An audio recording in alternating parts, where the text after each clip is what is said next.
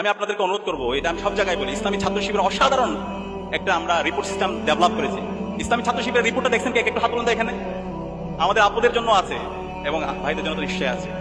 এই রিপোর্ট সিস্টেমটা যদি আপনি রাখতে পারেন, আপনার সেলফ ডেভেলপমেন্ট ইন্ডেক্সটা ক্রমাগত ঊর্ধ্বমুখী হবে। আমাদের এই রিপোর্টটা 24 ঘন্টার হিসাব আপনি রাখতে পারবেন। আপনার রেগুলার কোরআন পড়তে হবে, আপনার যারা মুসলমান আছে হাদিস পড়তে হবে, যদি অন্য ধর্মাবলম্বী হন আপনার ধর্মের যেই রীতিনীতি আছে সেটা আপনাকে করতে হবে।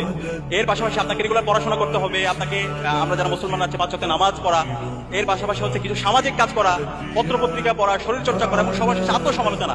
আপনি সারাদিন চিন্তা করা আমার যে কাজ, সেই কাজগুলো আমি করেছি কিনা, আমার কোনো জায়গায় গ্যাপ হয়েছে কিনা। এবং এই আপনার কাজ ফলো আপ করার জন্য আমাদের অনেক মেন্টর আছে, দায়িত্বশীল আছে, যারা আপনাকে মেন্টরিং করবে, আপনার কাজের ফলো আপ করবে, আপনাকে পরামর্শ দিবে।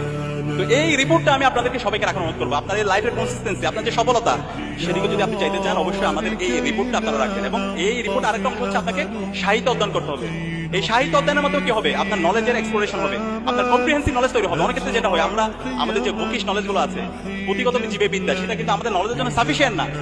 তো এই যে আপনাকে ডাইভার্সিফাইড নলেজ, কম্প্রিহেন্সিভ নলেজ, দেশ দুনিয়া সম্পর্কে জানা, সমাজনীতি সম্পর্কে জানা, রাষ্ট্রনীতি সম্পর্কে জানা, অর্থনীতি সম্পর্কে জানা, পুরো দুনিয়া সম্পর্কে জানা, এই জানার জন্য আমাদের অসাধারণ একটা সিলেবাস সিস্টেম আছে, বই আছে।